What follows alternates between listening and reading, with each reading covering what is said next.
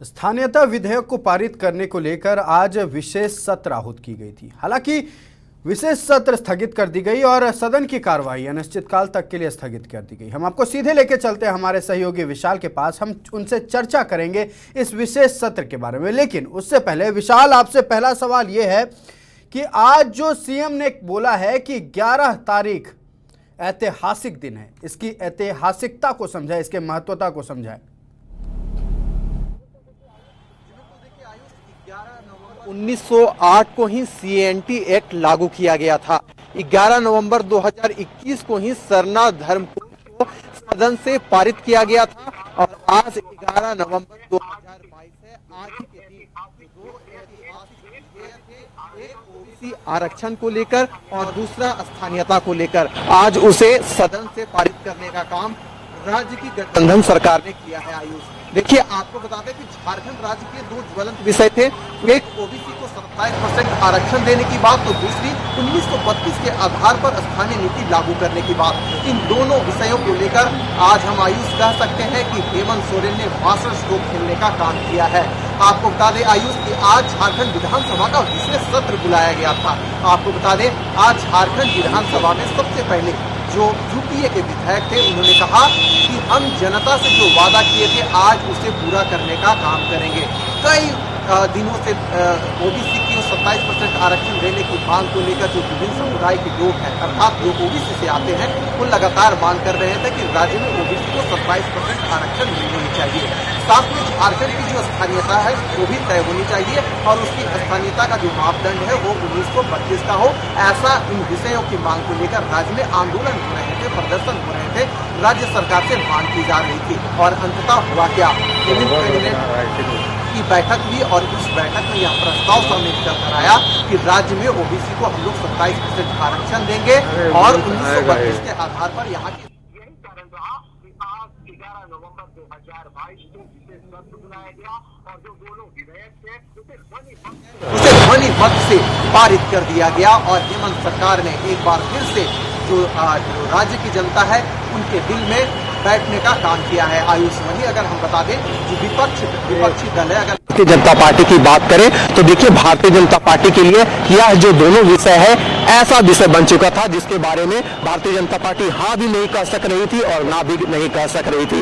यही कारण रहा कि जब भारतीय जनता पार्टी के जो प्रदेश कार्यालय है वहां पर जब बीजेपी विधायक दल की बैठक रखी गई थी तो बीजेपी का यही कहना था कि 1932 खतियान के आधार पर झारखंड में स्थानीयता तय हो, इसका हम स्वागत करते हैं। ओबीसी को 27% आरक्षण मिलना चाहिए, इसका भी हम स्वागत करते हैं। लेकिन दुविधा इस बात की है कि सरकार की मंशा साफ नहीं है। आखिरकार सरकार क्यों नहीं संकल्प जारी कर इन दोनों विधेयकों को राज्य में लागू कर देती है? केंद्र के पास भेजने की क्या जरूरत है? देखिए, आपको बता दें आयुष, अगर हम झारखंड के इतिहास की बात करें तो जब बाबूलाल मरांडी यहाँ मुख्यमंत्री हुआ करते, ऐसे में सवाल ये उठता है विशाल की बीजेपी के लोग बोल रहे हैं कि केंद्र क्यों भेजा जा रहा है, इसे क्यों नहीं पारित किया जाता? तो अगर केंद्र जा रही है तो बीजेपी के लोगों को क्या दिक्कत है? केंद्र में भी तो उनकी सरकार है। अगर वो इस फैसले का स्वागत कर रहे हैं तो केंद्र भी कहीं ना कहीं इस फैसले का स्वागत करेगी। तो आखिरकार सवाल उठ क्यों रहा है? जी बिल्कुल, देखिए, सवाल उठने का कारण, पहला कारण यह है आयुष, क्योंकि जो दोनों विधेयक पारित किए गए हैं सदन से, इन दोनों को 9वीं अनुसूची में डालने की मांग को लेकर इन्हें केंद्र के पास भेजा जाएगा। देखिए, मैं आपको फिर से बता दूं कि 9वीं अनुसूची का मतलब यह होता है एक ऐसी सूची जिसे हम न्यायालय में चुनौती नहीं दे सकते हैं। अगर ये जो दोनों विधेयक है 9वीं अनुसूची में चला जाएगा तो इसे हम किसी भी प्रकार में कोर्ट में इसे चुनौती नहीं दे सकते हैं। यही कारण है कि भारतीय जनता पार्टी का कहना है कि आप संकल्प जारी कर इन दोनों विधेयकों को आप पारित कर देते हैं। अगर आप केंद्र के पास भेजेंगे, 9वीं अनुसूची में भेजेंगे तो उसमें काफी लंबा लिफाफा होगा और काफी देर हो जाएगी। यही कारण है कि भारतीय जनता पार्टी राज्य सरकार के खिलाफ आक्रोश प्रकट कर रहे हैं। देखिए आयुष, मैं आपको बता दूं कि जब बाबूलाल मरांडी मुख्यमंत्री हुआ करते थे भारतीय जनता पार्टी की ओर से, तो उस समय भी 1932 के आधार पर झारखंड में स्थानीयता लागू की गई थी और जो आरक्षण का जो दायरा था वो 50 से प्रेजेंट किया गया था। लेकिन हुआ क्या, हाईकोर्ट में इसे चुनौती दी गई और हाईकोर्ट ने इन दोनों विधेयकों को उस समय भी रद्द करने का काम किया था।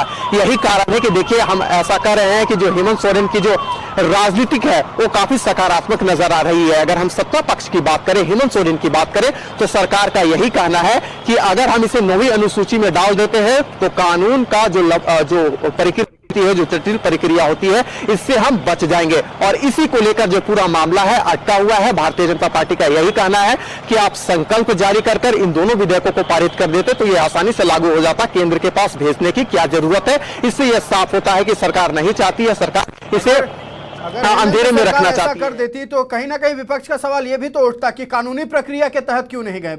सवाल तो तब भी उठना था विशाल। जी बिल्कुल, देखिए मैं आपको बता दूं कि सत्ता पक्ष या विपक्ष का रोल ही होता है आरोप लगाना एक दूसरे के ऊपर। देखिए राज्य में मौजूदा समय में राष्ट्रीय जनता दल, कांग्रेस और मिलकर सरकार चला रही है। भारतीय जनता पार्टी और आजसू ये दोनों विपक्ष की भूमिका निभा रहे हैं। देखिए आयुष, हमने पहले भी देखा था कि राज्य में किस प्रकार से आंदोलन हुए 1932 खतियान को लेकर। उस समय भी भारतीय जनता पार्टी के जो विधायक है या जो बड़े नेता है या जिन्हें बड़ा पद मिला हुआ है 1932 खतियान पर वो कुछ बोलने से बचते दिख रहे थे सीधे और ओबीसी आरक्षण पर भी वो अपनी जो राय है सही से प्रकट नहीं कर पा रहे थे। देखिए आयुष, अगर हम सुप्रीम कोर्ट की बात करें तो वाकई में सुप्रीम कोर्ट का जो दिशा निर्देश है किसी भी राज्य में 50% से आरक्षण जो है अधिक नहीं होनी चाहिए। देखिए जो मौजूदा परिदृश्य बन रहा है आरक्षण को लेकर बात करें तो जो दायरा है 50% से 77% तक पहुंच जाएगा।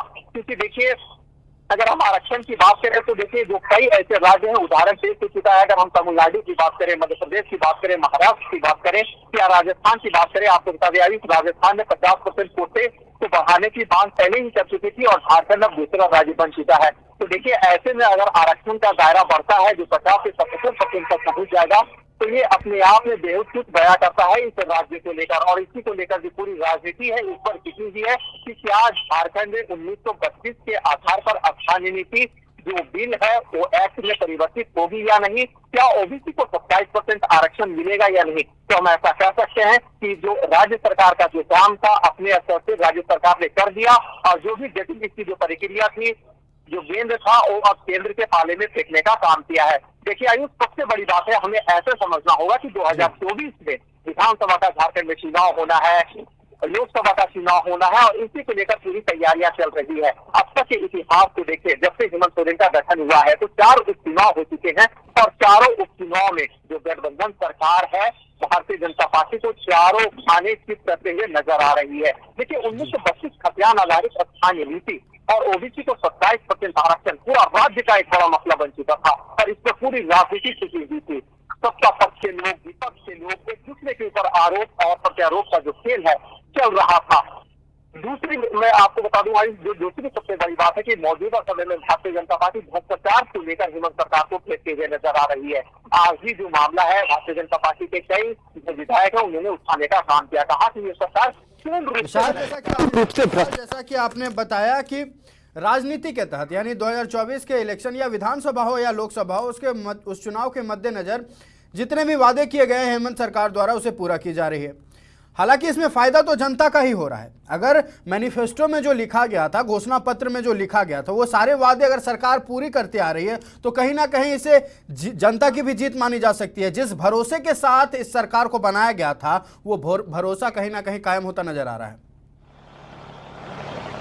जी बिल्कुल, देखिए जो सरकार है अपने घोषणा पत्र में जेएमएम में भी शामिल किया था कि जब हम सत्ता पर आएंगे तो 1932 के आधार पर स्थानीय नीति लागू करेंगे, ओबीसी को 27% आरक्षण देने का काम करेंगे। ये बातें कांग्रेस ने भी कही थी। कांग्रेस ने कहा था कि जो आरक्षण का दायरा है हम लोग बढ़ाने का काम करेंगे। राष्ट्रीय जनता दल, कांग्रेस या हम जेएमएम की बात करें तो सभी इन सब मुद्दों को लेकर एकजुट होते दिख रहे हैं। हालांकि अगर हम बीच में बात करें, जब 1932 खतियान आधारित स्थानीय नीति तय करने की बात जब जो कैबिनेट की बैठक थी उससे वहां पर मंजूरी मिली थी, उस समय कांग्रेस के ही जो कई जो सांसद और विधायक हैं इस बात का विरोध कर रहे थे कि झारखंड की जो परिदृश्य है, जो संरचना है, अगर हम उसे देखें तो कहीं पर 1932 के आधार पर हुआ है तो कहीं 1965 के आधार पर, और यही जो आंतरिक विरोध है वो कांग्रेस के अंदर से ही उठ रहा था। लेकिन आज देखिए 11 नवंबर 2022 आज का जो दिन है अपने आप में ऐतिहासिक बन चुका है और जो सत्ता पक्ष के लोग हैं, यूपीए के लोग हैं, एकजुट होकर उन्होंने मिसाल पेश करने का काम किया है और विपक्ष के सामने एक बड़ा झटका विपक्ष को देने का काम किया है। कारण आपको फिर से बता दूं आयुष कि 1932 आधारित स्थानीय नीति और ओबीसी को 27% आरक्षण देने की बात ये राज्य का सबसे बड़ा विषय बन चुका था और आखिरकार हेमंत सरकार ने मास्टर स्ट्रोक खेलने का काम कर ही दिया है। दूसरी ओर अगर हम देखें आयुष, जिस प्रकार से भारतीय जनता पार्टी की जो सकारात्मक जो राजनीति, ऐसा बोला जाता था कि भारतीय केंद्र में नरेंद्र मोदी की सरकार है तो सब कुछ अच्छा होगा, लेकिन देखिए जो मौजूदा झारखंड में जो बीजेपी का जो स्तर बन रहा है आयुष, 4 उपचुनाव इसके सबूत है कि जो जनता का विश्वास है हेमंत सरकार के ऊपर है। यही कारण है कि बीच बीच में हेमंत सरकार जब भी उनकी सभाएं होती थी तो उनका यही कहना था कि जनता का विश्वास हम जीतने आए हैं, जो हमने वादा किया था उससे सब पूरा करेंगे। लेकिन आयुष देखिए इसमें विरोधाभास कहां पर उठता है। देखिए जब से ईडी की कार्रवाई सरकार के ऊपर हुई, आईटी के छापे पड़े, तब से जो चुनाव आयोग का चिट्ठी है राज्यपाल के पास पहुंचा, तब से जो हेमंत सरकार है एक्टिव मोड में आई और उस समय से लेकर जो ओबीसी को 27% हम आरक्षण देने की बात अगर हम करें या 1932 के आधार पर स्थानीय नीति तय करने की बात करें, ये सब मसला धड़ाधड़ एकाएक होता चला गया। लेकिन इससे पहले मैं आपको बता दूं आयुष, हेमंत सोरेन ही सदन में कहे थे कि 1932 के आधार पर स्थानीय नीति यहां पर तय नहीं हो सकती। यही कारण है कि भारतीय जनता पार्टी ने इस विषय को मुद्दा बना लिया और कहा कि ये 2 महीने में सरकार ने ऐसा क्या कुछ कर दिया कि सारा कुछ परिवर्तन हो गया। जिस मुख्यमंत्री ने कहा था कि 1932 के आधार पर स्थानीय नीति नहीं तय की जा सकती, आज ऐसा क्या हो गया कि आज ये बिल लाकर पास कर रहे हैं। दूसरा मैं आपको आयुष बता दूं कि ओबीसी आरक्षण को लेकर देखिए सुप्रीम कोर्ट की अगर हम जो सदन में पारित हुई, आज विशेष सत्र के दौरान हंगामा भी हुआ है सदन में। विपक्ष में यानी बीजेपी ने हंगामा किया है कई मुद्दों को लेकर, भ्रष्टाचार जैसे मुद्दों और सीएम को जो ईडी ने समन किया, कहीं ना कहीं उस बात को भी उठाया गया। तो इन सारी बातों को लेकर क्या क्या सवाल दागे गए हैं बीजेपी की ओर से यानी विपक्ष की ओर से, उसके बारे में थोड़ी जानकारी हमारे दर्शकों तक पहुंचाएं। बिल्कुल देखिए आज जो विशेष सत्र है विधानसभा का हंगामे का भेंट चढ़ा। जो 2 विधेयक लाए गए थे 1932 के ओबीसी को 27% आरक्षण ये सब चल रहा था, तो बीजेपी के कई विधायक है उन्होंने इसका विरोध किया। देखिए बीजेपी अनुसूचित जाति से जो विधायक आते हैं, अगर हम अमर कुमार मौर्य की बात कर ले, नारायण दास की बात कर ले या दास की बात कर ले, तो ऐसे बात कर ले तो अनुसूचित जाति से आते हैं। उनका ये कहना था कि इस विधेयक में अनुसूचित जाति को इग्नोर किया गया है। ये जो मौजूदा सरकार है, हेमंत सरकार है, जनजाति और अनुसूचित जाति से जो लोग आते हैं इग्नोर करते आई है, उनके साथ भेदभाव करते आई है।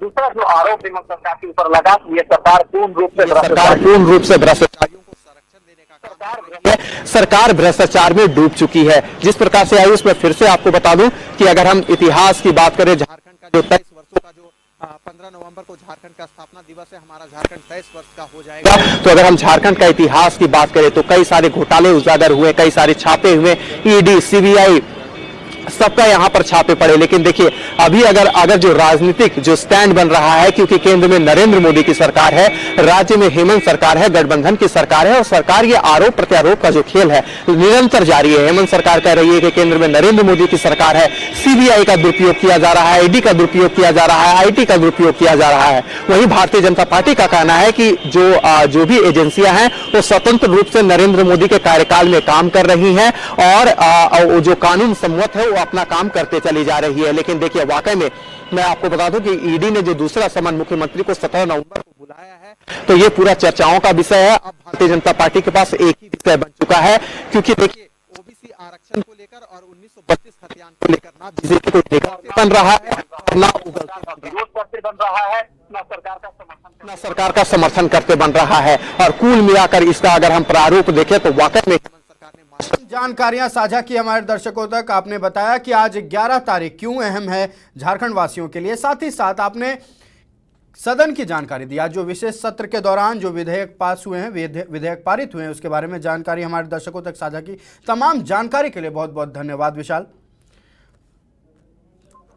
बता दें कि आज विशेष सत्र के दौरान स्थानीयता विधेयक को सदन में पारित किया गया, साथ ही साथ ओबीसी 27% आरक्षण संशोधन को भी संशोधन विधेयक को भी सदन में पारित किया गया है, जिसके बाद सदन की कार्यवाही खत्म होने के बाद, स्थगित होने के बाद सीएम सदन से बाहर निकले और बड़े ही आत्मविश्वासी अंदाज में 11 तारीख आज के दिन को ऐतिहासिक दिन बताया है झारखंड वासियों के लिए।